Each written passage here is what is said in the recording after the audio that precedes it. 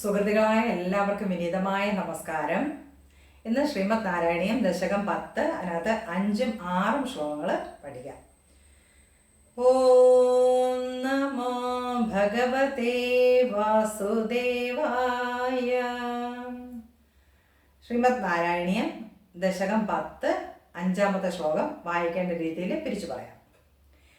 ഏകാദശാഹോയതയാ ച വിഭിന്ന രൂപം രുദ്രം വിധായ ദൈത വനിതാശ്ച ദത്വാ താവന്ത്യദത്ത ച പദാനി ഭവത്സ്പൃണുന്ന പ്രാഹ പ്രജാ, അവിടെ പ്രജാ വിരച, അവിടെ ച വിരചനായ ച സാദരം തം.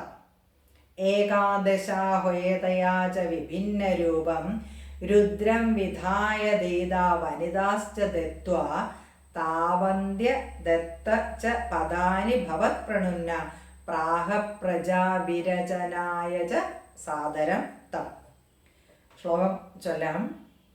ഓം ഏകാദശാഹോയതയാ ച വിഭിന്ന രൂപം രുദ്രം വിധായ ദൈതാ വനിതാശ്ച ദത്വാ താവന്ത്യദത്ത ച പദാനി ഭവത് പ്രണുന്ന പ്രാഹ പ്രജാ വിരചനായ ച സാദരം തം. പ്രാഹ പ്രജാ വിരചനായ ച സാദരം തം. അന്വന്യതർത്ഥം പറയാം. ഭവത് പ്രണുന്ന, അങ്ങയുടെ പ്രേരണയാൽ, ഭഗവാന്റെ ആ പ്രേരണയാൽ ആ ബ്രഹ്മാവ് രുദ്രനെ ഏകാദശാഹോയതയ 11 നാമങ്ങളുള്ളതിനാല് വിഭിന്ന രൂപം വിധായ ച, ആ വിഭിന്നങ്ങളായ രൂപങ്ങൾ ഉണ്ടാക്കി തീർക്കുകയും ചെയ്തിട്ട് ദൈത വനിതാജ ദത്വ, ഭാര്യമാരായ വനിതമാരെയും കൊടുത്ത് താവന്തി പദാനിജ, അത്രയും സ്ഥാനങ്ങളും അതത്ത നൽകി സാദരം തം, ആദരവുള്ളവനായ ആ രുദ്രനോട്, അല്ലെങ്കിൽ ആദരവോടുകൂടി ആ രുദ്രനോട് പ്രജാവിരചനായ ആ പ്രജാ സൃഷ്ടിക്കായിട്ട് പ്രാഹാച പറയുകയും ചെയ്തു. ഇപ്പോൾ സൃഷ്ടി നടത്തണമല്ലോ, അതിനു വേണ്ടിയിട്ട് ആ ഭ്രൂമധ്യത്തിൽ നിന്ന്, ഭഗവാന്റെ ആ ഭ്രൂമധ്യത്തിൽ നിന്നാണ് മൃഡൻ ഉണ്ടാകുന്നതും ആ മൃഡൻ കരഞ്ഞിട്ട് സ്ഥാനവും നാമവും ഒക്കെ വേണമെന്ന് കരഞ്ഞുകൊണ്ടാണ് പ്രകടമാകുന്നത്. അപ്പോൾ ഇവിടെ ബ്രഹ്മാവ്, ഈ ശ്ലോകത്തിൽ പറയുന്നത് ബ്രഹ്മാവ് 11 നാമങ്ങളും ആ 11 പേർക്കും 11 ഭാര്യമാരെയും അതുപോലെ തന്നെ അവർക്കൊക്കെ വേണ്ടുന്ന സ്ഥാനങ്ങളും ഒക്കെ നൽകി, അവർക്ക് കൊടുത്തു. എന്തിനാണ്? സൃഷ്ടി നടത്തുന്നതിന് വേണ്ടിയിട്ടാണ് അങ്ങനെ ചെയ്തത്. അപ്പോൾ 11 നാമങ്ങളും രുദ്രന് കൊടുത്തു, 11 വനിതമാരെയും കൊടുത്തു, ആ ഓരോരുത്തർക്കും ഓരോ ഭാര്യമാരെയും കൊടുത്തു. പിന്നീട് അവർക്കെല്ലാം സ്ഥാനങ്ങളും നൽകുകയും ചെയ്തു എന്നാണ് അതിനകത്ത് പറയുന്നത്. ആ ശ്ലോകം ഞാൻ ഒരിക്കൽ കൂടി ഒന്ന് ചൊല്ലാം. ഏകാദശാഹോയതയാ ച വിഭിന്ന രൂപം രുദ്രം വിധായ ദൈത വനിതാശ്ച ദത്വാ താവന്ത്യദത്ത ച പദാനി ഭവത് സ്പൃണുന്ന പ്രാഹ പ്രജാ വിരചനായ ച സാദരം തം. ഇനി 6ാമത്തെ ശ്ലോകം വായിക്കേണ്ട രീതിയിൽ പിരിച്ചു പറയാം. രുദ്രാഭിസൃഷ്ട ഭയദാകൃതി രുദ്രസംഘ സംപൂര്യമാണ ഭുവനത്രയ ഭീതചേത മാ പ്രജാ സൃജ തപശ്ചര മംഗളായേതി. അവിടെ മംഗളായേ കഴിഞ്ഞിട്ട് ഇങ്ങനെ താഴെ ത്യാചഷ്ട എന്നാണ് കിടക്കുന്നെങ്കിൽ അവിടെ മംഗളായേതി, പിന്നെ ആചഷ്ടാന്ന് മതി. മാമാ പ്രജാസൃജ തപശ്ചര മംഗളായേതി ആചഷ്ട. പിന്നെ ആചഷ്ടം എന്നേ പറയാം, ത്യാചഷ്ടം എന്ന് പിന്നെ പറയരുത്, കാരണം അവിടെ തീ അപ്പുറത്തിട്ടു. ആ മംഗളായേതി ആചഷ്ട തം കമലഭൂർ ഭവദീരിതാത്മാ. ശ്ലോകം ചൊല്ലാം. ഓം രുദ്രാഭിസൃഷ്ട ഭയദാകൃതി രുദ്രസംഘ സംപൂര്യമാണ ഭുവനത്രയ ഭീതചേത മാമാ പ്രജാ സൃജ തപശ്ചര മംഗളായേതി ആചഷ്ടതം കമലഭൂർഭവദീരിതാത്മാ. അന്വയം ചെയ്ത് അർത്ഥം പറയാം. രുദ്രാഭിസൃഷ്ട ഭയദാകൃതി രുദ്രസംഘ സമ്പൂര്യമാണ് ഭുവനത്രയ ഭീതി ചെയ്ത.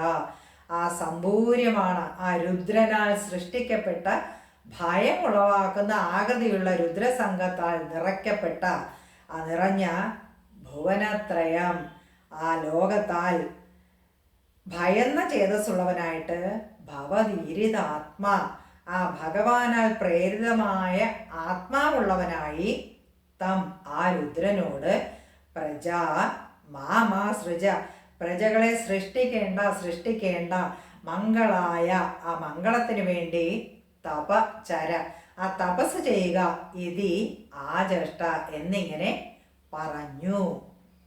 അപ്പോൾ രുദ്രൻ ജനിക്കുന്നത് തന്നെ ആ ഭഗവാന്റെ ആ കോപത്തിൽ നിന്നാണ് രുദ്രൻ ജനിക്കുന്നത്. ആ ഭ്രൂമധ്യത്തിൽ നിന്ന് രുദ്രൻ ജനിക്കുന്നത്.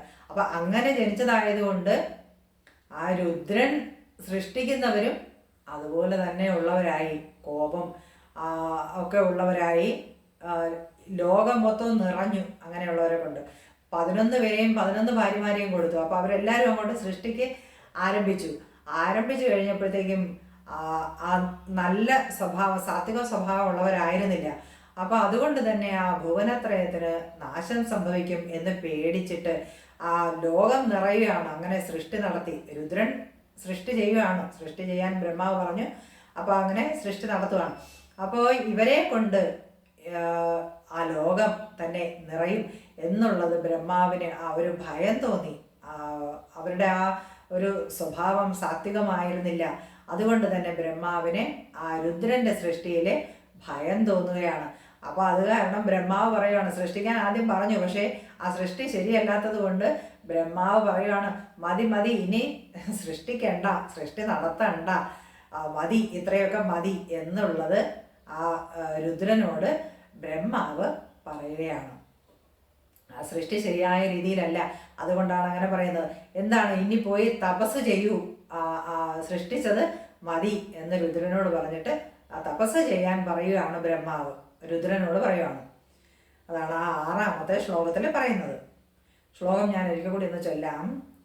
രുദ്രാഭിസൃഷ്ട ഭയദാകൃതി രുദ്രസംഘ സമ്പൂര്യമാണ ഭുവനത്രയ ഭീതചേത മാമാ പ്രജാസൃജ തപശ്ചര മംഗളായേതി ആചഷ്ടതം കമലഭൂർഭവധീരിതാത്മാ. ഇന്നത്തെ 2 ശ്ലോകങ്ങളും 5ഉം 6ഉം ശ്ലോകങ്ങൾ ഞാൻ ഒരിക്കൽ കൂടി ഒന്ന് ചൊല്ലാം. ഏകാദശാഹ്വയതയാ ച വിഭിന്ന രൂപം രുദ്രം വിധായ ദയിതാ വനിതാശ്ച ദത്വാ താവന്ത്യദത്ത ച പദാനി ഭവത് പ്രണുന്ന പ്രാഹ പ്രജാ വിരചനായ ച സാദരം തം രുദ്രാഭിസൃഷ്ട ഭയദാകൃതി രുദ്രസംഘ സമ്പൂര്യമാണ ഭുവനത്രയ ഭീതചേത മാമാ പ്രജാസൃജ തപശ്ചര മംഗളായേതി ആചഷ്ടതം കമലഭൂർഭവധീരിതാത്മാ. ഇന്നത്തെ 2 ശ്ലോകങ്ങളും നന്നായി പഠിക്കുക, നന്നായി മനസ്സിലാക്കുക. ഈ സൃഷ്ടി എന്ന് പറയുമ്പോൾ ആ മനസ്സ് സ്വസ്ഥമായിട്ട് ശാന്തമായിട്ട് ആ സാത്വിക ഗുണം ആവുന്നുണ്ടെങ്കിൽ മാത്രമേ ആ സൃഷ്ടി നന്നായിരിക്കുകയുള്ളൂ എന്നുള്ളത് കൂടി അതിൽ നിന്ന് മനസ്സിലാക്കേണ്ടതാണ്. ബ്രഹ്മാവിൻ്റെ കോപത്തിൽ നിന്നാണ് രുദ്രൻ ഉണ്ടാവുന്നത്. ആ രുദ്രൻ സൃഷ്ടിക്കുന്നതും അതുപോലെ തന്നെയായി തീരുകയാണ്. അപ്പോൾ എന്താണ്, ആ സൃഷ്ടി ചെയ്യുമ്പോൾ ആ ഒരു സാത്വിക സ്വഭാവത്തിൽ വേണം എന്നുള്ളത് കൂടി അവിടെ വ്യക്തമാക്കുകയാണ്. എങ്ങനെയാണോ സൃഷ്ടിക്കുന്നത് അപ്പോൾ ആ രീതിയിൽ തന്നെ ആയിപ്പോകും. അപ്പോൾ അതുകൊണ്ട് ആ സത്വഗുണം, ആ സാത്വികമായ സ്വഭാവത്തിൽ വേണം ആ സൃഷ്ടി നടത്തുമ്പോൾ വേണ്ടിയത്. അപ്പോൾ അവിടെ ബ്രഹ്മാവിനോട് പിന്നെ പോയി അങ്ങ് തപസ് ചെയ്യാൻ പറയുകയാണ്, എല്ലാം നിർത്തിയിട്ട്. ശാന്തി മന്ത്രം ചൊല്ലാം. ഓം അസതോ മാ സദ്ഗമയ തമസോ മാ ജ്യോതിർഗമയ മൃത്യോർമാ അമൃതം ഗമയ.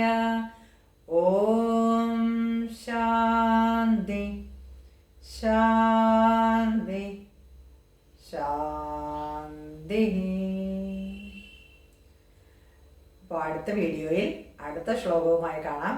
എല്ലാവർക്കും നമസ്തേ.